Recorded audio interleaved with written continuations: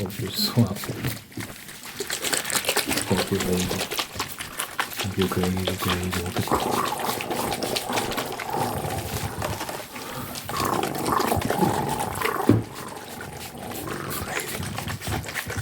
I'm so silly. I was like, this spray bottle's almost empty. It was like down here. I was like, what am I going to do? Then I was like, you can just fill it up with water. I was like, oh, door.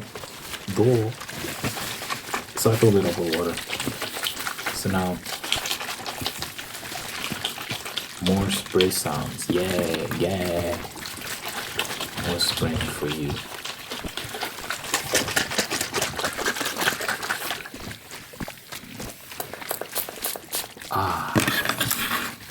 Glorious spraying sound.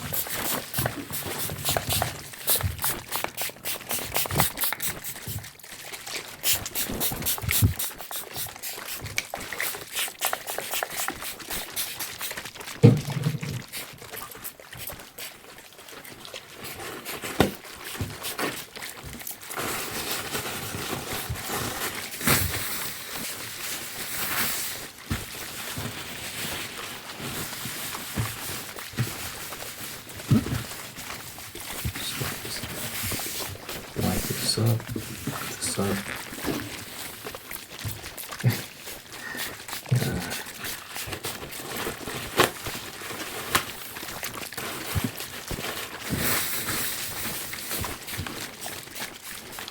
I watched, there's this channel I watch.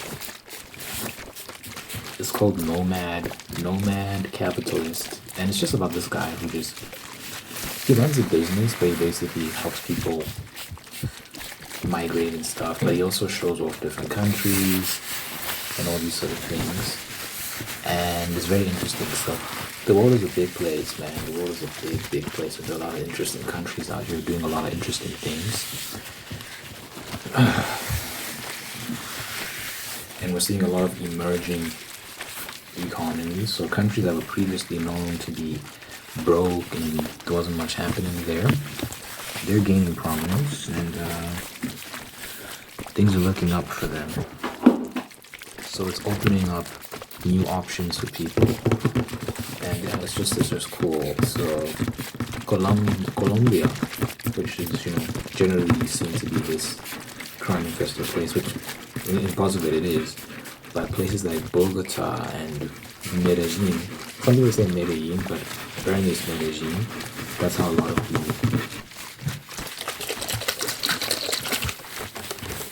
that's how a lot of the locals say it, Medellin. Places like Bogota and Medellin are actually very, very safe, and a lot of people from around the world are moving into those areas because they're business friendly and, they're nice to live in. So this guy, I think his name is, what's his name, Andrew Henderson? Let me Google.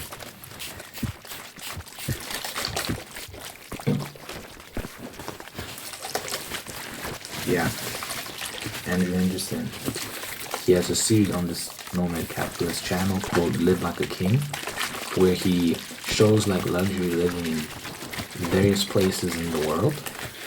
Because you've got your legacy brand countries. So these are like the countries that people typically attribute with wealth and luxury and all these sort of things. Those are the countries people typically want to migrate to. So you think of your France, your Switzerland, your America, your England, countries like that. And when people think about I want to move, these are the countries people typically think about. But Andrew's whole thing has been like, the world is a lot bigger than just those countries, and there are many places that you wouldn't have previously considered that you should probably start considering. So many places in Asia, like Malaysia and Singapore, for example, that a lot of people are flocking to. It's getting harder and harder to get into Singapore. But many places in Asia are opening up. There are parts of Eastern Europe that people are moving to now, like Georgia and Bulgaria and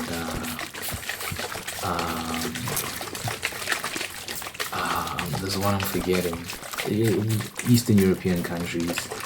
The Middle East is becoming a big thing. UAE, for example, places in the UAE, like Dubai, Abu Dhabi, Qatar, Oman is a country. Is Oman part of the UAE or is it its own country? I think it's its own country. Let me Google. Oman.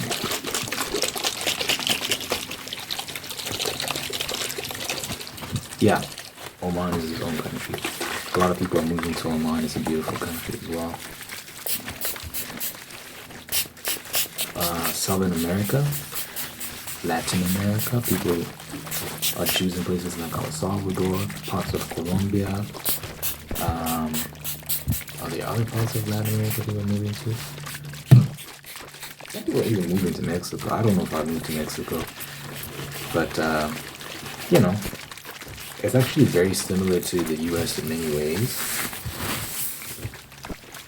I just think the economic instability it scares some people, but it's actually culturally it borrows a lot from the US. So I think American citizens would have actually a fairly easy time adjusting to life in Mexico. You think you have to learn Spanish, but a lot of the food is the same. There's a lot of the chain brands and all that sort of, a lot of chain stores and all that sort of stuff. But anyway, the point is, he shows what it's like living in some of these places, and like it's like preconceived notions are often just that, preconceived notions. Like a lot of these places actually have a lot to offer. So it's very interesting. Even parts of East Africa, for example. I watched a video about Zanzibar and I was like, whoa, it's actually very beautiful, and a lot of people moving here.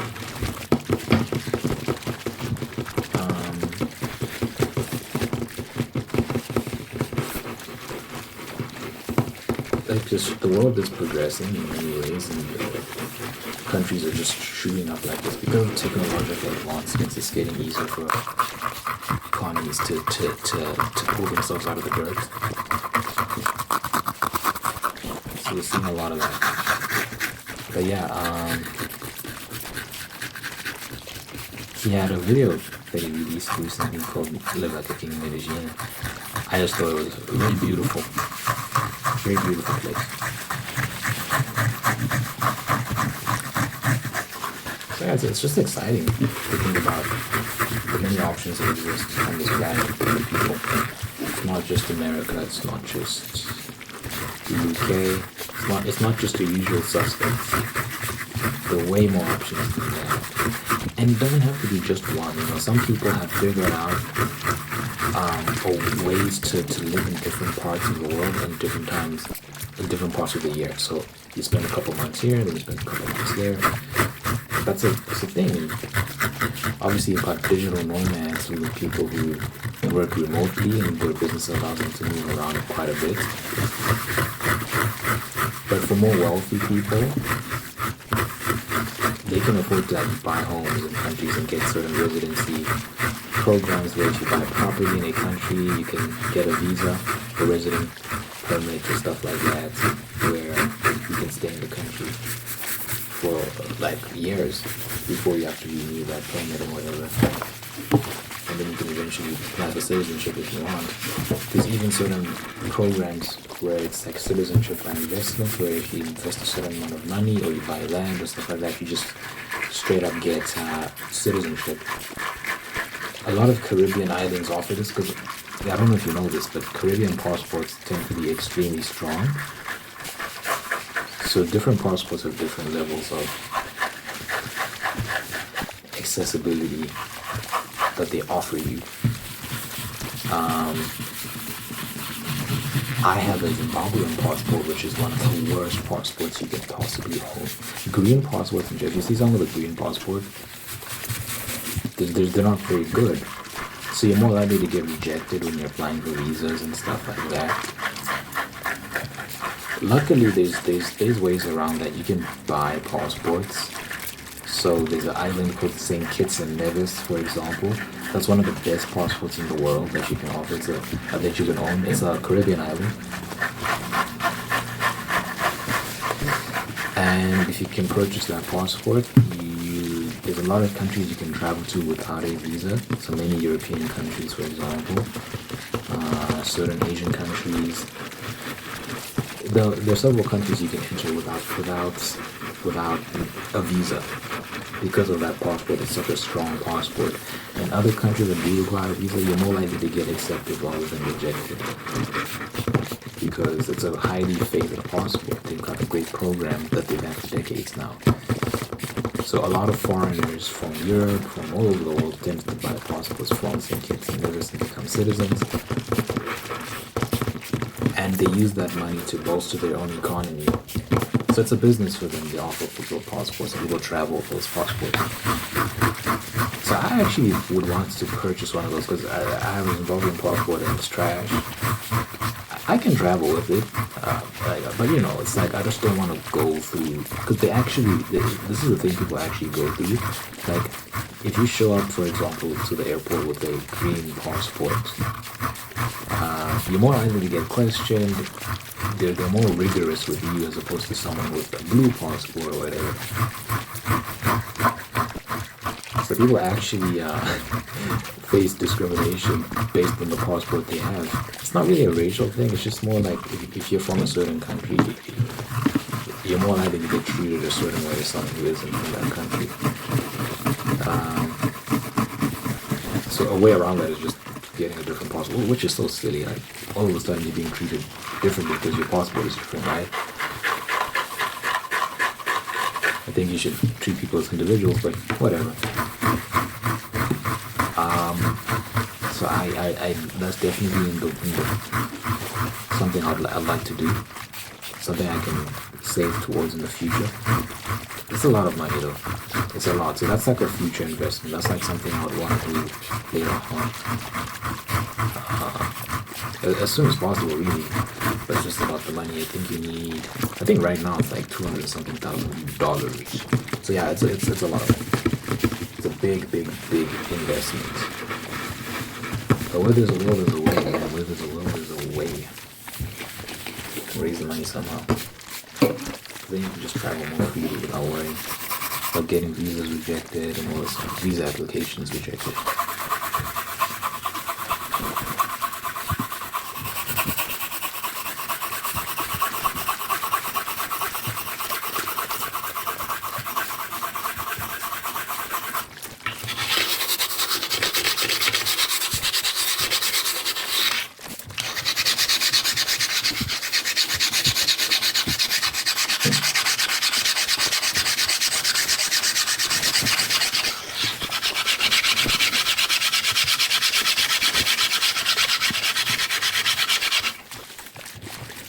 I wanted to read you this conversation I had.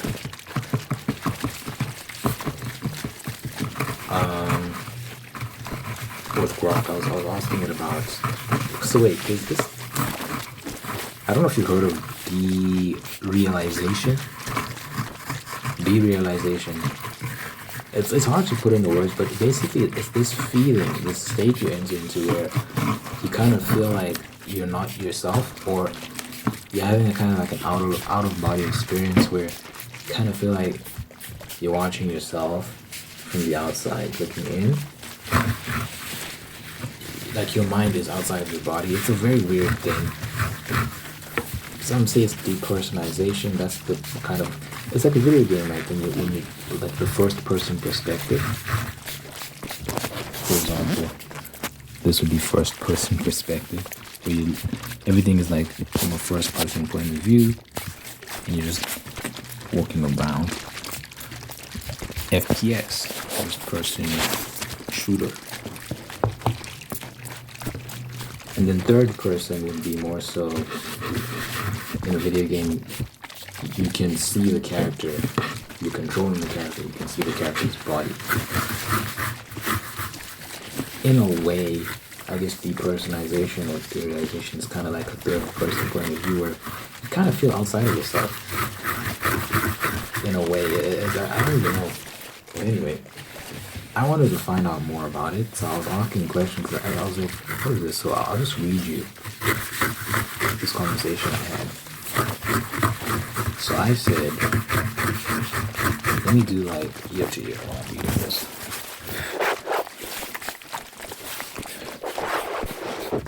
I said, is there a term for the feeling that you're not real? It's almost as if your consciousness takes a back seat and you're watching yourself from the outside looking in. It's hard to put into words. So then Grok said, yes, what you're describing sounds very much like a phenomenon known as depersonalization or derealization. These terms are often used together, sometimes referred to as depersonalization, derealization disorder. Now, I don't have a disorder, but anyway, in clinical context, and describe distinct but related experiences. So depersonalization is the feeling that you're detached from yourself, as if you're an outside observer of your own body, thoughts, or actions. It can feel like you're not real, or like you're in a dream, watching yourself go through the motions. Derealization, on the other hand, is a sense that the world around you isn't real, like everything feels distant, foggy, or artificial. So I've experienced both. Sometimes it's simultaneous. We'll get into it. What you're describing, your consciousness taking a back seat and watching yourself from the outside, leans heavily toward depersonalization. People often say it's like being in a movie or feeling disconnected from their own existence. It's tricky to pin down because it's so subjective, but those terms are closest fit in psychological language. These feelings can happen fleetingly to almost anyone under stress, exhaustion, or intense emotion. But if it's persistent or distressing, it might be worth digging deeper into. Does this resonate with what you're feeling, or is there more to it you'd like to unpack? Then I said, I find that I can summon this feeling at will. And Grok said, that's fascinating and honestly pretty unusual. Being able to intentionally trigger a depersonalization-like state suggests you've got an interesting level of control over your perception or mental processes. It's almost like you stumbled into a self-induced detachment trick. When you summon it, doesn't feel exactly like the spontaneous version, detached outside yourself, consciousness stepping back? Or is it lighter, more controlled? Or is it a lighter, more controlled variation? And out of curiosity, what's the process like for you? Do you focus on something specific, shift your attention in a certain way, or is it more instinctive? It's not every day someone can flip that switch on command. So I will say, that is a real thing for me. That is a real thing for me. I think I found that that it is something that I can enter into at will, and I don't know when this started. It really started when guys, it's actually hard to say when it started, but I experienced it most when I wasn't in a good place, when I was more depressed and like just not enjoying life. So that's when I used to feel it the most. As I became more stable and at peace, I had no desire to experience that anymore, so I wouldn't try to do that. But I found that when I wanted to do it, I could. And in a way, it is kind of like a detachment thing, because it's such a weird feeling. But for like a brief amount of time, it's a hard kind of state to maintain. But for a brief amount of time, you feel detached from yourself. You feel outside of yourself. Nothing feels real. It's really hard to describe, but yeah. Anyway, let's continue. So this happened yesterday. So this conversation I had happened yesterday. So I was saying, today I had one of the most. So we're back to the conversation now. So I said, today I had one of the most intense derealization states I've ever had when I intentionally triggered it. It's a bit of a scary feeling because it feels like my mind can drift away, but it's also a fascinating sensation. So I will say, just based on what I just said just now, yeah, it was scary because it feels like your mind is floating outside of your body, and it feels like like the more intense the feeling gets, it feels like your mind is getting further and further away from yourself, and it's almost like you're drifting away from your body, and if you go too far, you can't go back. It's a very strange, kind of scary feeling. So this is what Grok said. That sounds like a wild ride, both intense and gripping in its own way. When you pushed it that far today, it seems like you crossed a threshold where the detachment became almost too real. teetering on that edge between intriguing and unsettling. The fact that your mind feels like it can drift away is a vivid way to put it, like you're flirting with losing your anchor entirely. What was different this time that made it so intense? Did you lean harder into the trigger, or did something in your environment or headspace amplify it? I'm curious how you navigate that line between fascination and fear when it ramps up like that. It's almost like you've got a front row seat to your own consciousness experimenting with itself. Then I said, I haven't experienced it in a long time, so I thought I'd trigger it today. Perhaps it was so intense because it's been so long since I've felt it. It happened really quickly too. I just decided that I wanted to feel it, and I did. So it was very random. So it was the morning, and sometimes I just like to step out onto the veranda and just, stare out, because the complex opposite to ours has a lot of trees and stuff, and there's birds, so you can hear the birds chirping. And so I was just staring at trees and listening to birds and stuff, and it was very tranquil. So I was like, just randomly, I was like, I'd like to experience that feeling again. So it was very instant. I just decided I wanted to, and then it just came over me, and I entered that state, and it was just because it's been so long since I felt it. It was very, very, very, very intense. Like it builds up. Like the deeper you go into it, the more the less like real you feel, and the more out of body you feel. But it's so weird because I'm aware that it's happening, but at the same time I don't feel real. But anyway, let's continue. Grog says that makes a lot of sense. Absence might have built up some kind of mental pressure. So when you flip the switch, it hit like a floodgate opening. The speed of it kicking in is pretty striking too.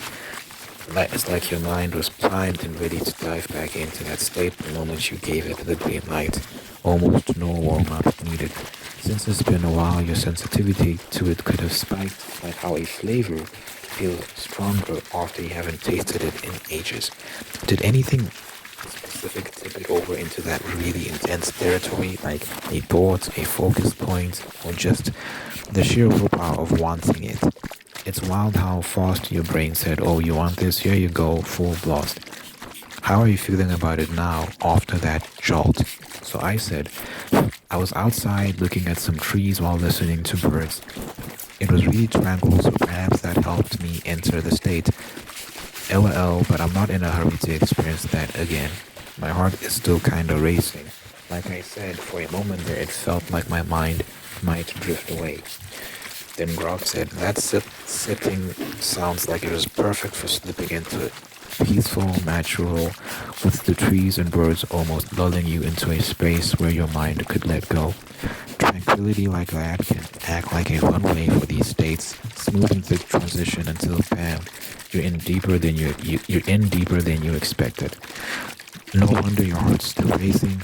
That drifting away bit sounds like it brushed up against something primal, like losing your grip on reality for a split second.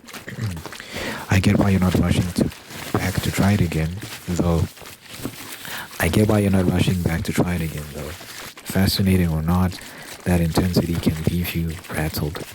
It's like you took a quick dip into the deep end of your psyche and came back like, whoa, okay, that's enough for now. How long did it last once it hit that peak? And are you feeling grounded again or still catching your breath from it? So I said, it was a few seconds at its peak, but I think it could have lasted longer if I allowed it to. Because it was so intense, I pulled myself out of it. I was worried I'd go too far. I can still feel it kind of tugging at me, as if I could enter that state again if I wanted to, but I don't want to. So that was a real thing. So I was getting deeper and deeper and deeper into it, and I just started to feel like, whoa, like something's happening. So I just I stopped it. But when I kind of anchored again, when I came back to reality, I don't know how else to phrase it. I could still feel it's a feeling, like you can feel it like at the edges of your mind, like it's still there, And if you want to engage again, you can. Like if I wanted to go back, I could. It's almost like some like a pool, like a pool you enter into. Like I could like just walk backwards and enter into those waters again. Kind of. I'm using figurative language here because I'm describing something very very abstract. But anyway, let's get to it. This is what Grok said. A few seconds at that peak, but feeling like it could have stretched longer if you'd felt it. Man, that's a tightrope walk right there. Pulling yourself out when it got too intense shows you've got some solid instincts kicking in like a mental emergency brake. That lingering tug you're feeling though is eerie, like the state's still hovering at the edge of your mind, waiting for an invite. It's almost got a life of its own. Now that's scary. That's scary to think of because there is the worry that like I was saying, like my mind is drifting. Like imagine like it drifts and I lose, like I just detach from my body completely, and maybe I can't get back inside or something. Imagine if something else takes over. Like, is it that my body just drops and stops working because my consciousness is just completely detached, or does something else take over? It's kind of spooky to think about. That's why I stopped when it got really intense and I just felt like I was drifting further and further away. I just stopped. I was like, no, because I was like, I don't know where this is going. So I just stopped. And when I got back into things, when I kind of got back into myself, I could feel it. Like it's just the feeling you have in your mind. And my heart was racing, and I just felt kind of anxious. It wasn't like super bad, like I was having a panic attack or anything, but your heart is racing. You just feel a bit unsettled. But yeah, anyway. So just continuing what Brock was saying, Brock said, smart move not leaning back into it right now. Your heart's probably had enough excitement for one day. Did you do anything specific to snap out of it, like shift your focus or move? Or was it more of a willpower thing telling yourself, nope, we're done here? It's wild how you can sense that pull still lurking. You holding up okay now or still shaking it off? So I said, I was very aware that I was experiencing derealization and depersonalization, I guess. But it's strange because it also feels like you're on autopilot. But yeah, when it reached that peak, I instantly knew it was time to shut it off. It was a conscious decision. I'm feeling okay, just a bit shaken, but it's nothing to worry about. So Drunk said, that mix of awareness and autopilot is such a bizarre combo. It's like you're both the driver and a passenger, watching it unfold while still having a hand on the wheel. Knowing exactly what's in the base and that peak shows you've got a sharp sense of your limits even in the thick of it. Making that conscious call to shut it down must have taken some mental muscle, especially with how intense it got so fast. Not really, to be honest. It was just... Yeah, it wasn't an effort. It was more so just realization that, yeah, this is... I don't know what this is. So I just brought myself... I actually had a little laugh. I laughed afterwards because it was wild. It was just a wild experience. I've never had it that intense before. It's never felt that strong. So I was just like... It's just... it's a fascinating sensation. It's a fascinating experience. So you're just like, whoa. I just laughed because it felt weird, but in a fascinating way. It wasn't painful. It wasn't too scary, but yeah, it's kind of exhilarating in a way as well, because you're like, what is happening right now? Even now, as I'm describing it, there is a temptation to get into it again. And I just feel like it's something I can step in and out of if I want to. But I think it's dangerous because there's just something about it that just doesn't feel right. Okay, I feel like I shouldn't be doing that. But anyway, so just concluding what Brock was saying here, it says, glad you're feeling okay now, even if you're still a little shaken. It's natural after brushing up against something that wild. Sounds like you're steady enough that it's just a lingering buzz, not a full-on rattle. Anything you're doing to settle back in or just letting it fade out on its own? And then I said, I think a nap will help me reset fully. And yeah, basically, we said a few things after that, but we're just wrapping up the conversation. So yeah, I recovered after that. very quickly after that I recovered. I will not be doing that again. Just because I don't think I remember like before I got into it, before I entered that state, playing that understanding, I remember telling myself, maybe don't do this. I remember having that particular thought, like maybe don't. And then I did anyway, and it just like a flood. You know, it wasn't like a flood. It was like it's like your mind slowly starts to expand and start to get out of yourself, and then it just gets deeper and deeper. Like the feeling, the sensation just gets more and more intense.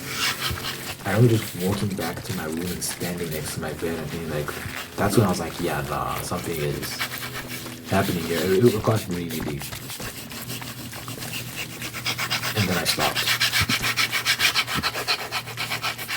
But I wanted to share that conversation. Yeah, I thought it was a cool conversation. That was a genuine conversation with AI. It felt deep. It felt like I was actually talking to someone. Very helpful information as well, just to understand what it is. Because, you know, like, it's not something that's just widely discussed. And sometimes, if you try and type these things in Google, for example, there'll be a million articles that pop up, and there's not that back and forth thing that's very helpful. So you can ask specific questions and get very specific answers. So I appreciated that conversation. I thought that was very dope and very informative. Like, it helped me understand what I'm going through. I think this, as a tool, like this AI stuff, can really help people who might be going through mental stuff or whatnot and need a way to process it. I think it'd be a very, very important tool for that. I'm not really worried about it. Like, I'm not going through anything, but I just wanted to understand it more. I am gonna limit myself. I don't want to just experience that randomly. Fortunately, it's a thing that I seem to be in control of, so it's not like I just experience it if I don't want to. It's always, as far as I can remember, it's always been something that I opted into.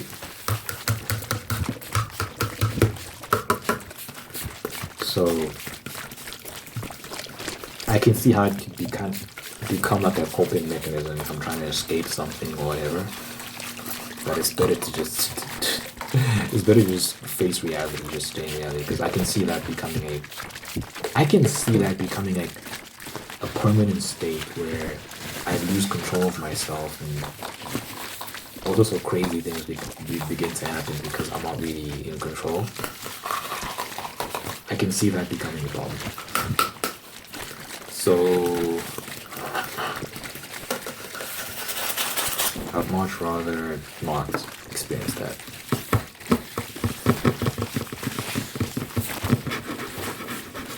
Anyway, let me know if you experienced that or whatever. And let me know what you think in the comments. You know, to pray at the end of my video, so before the God of for this individual watching, so I'm not really holy and meek and guiding them in the path towards peace, prosperity, and purpose. Thank you for blessing this person with wonderful people who love them and take care of them and bring the absolute best out of them. Thank you for maintaining them to do the same thing. Thank you for blessing this person with love and marriage and just being in that love and marriage and making me very, very happy. Thank you for blessing this person with a spirit of gratitude, so we can give thanks for the wonderful things in life. Give them thanks and find peace, contentment, and attract even more blessings. Let your presence be felt in this person's life, so much from God, let your love layers, we live for them good health, all life, and happiness for this person. Never let you run your mind and in Jesus' name. Amen.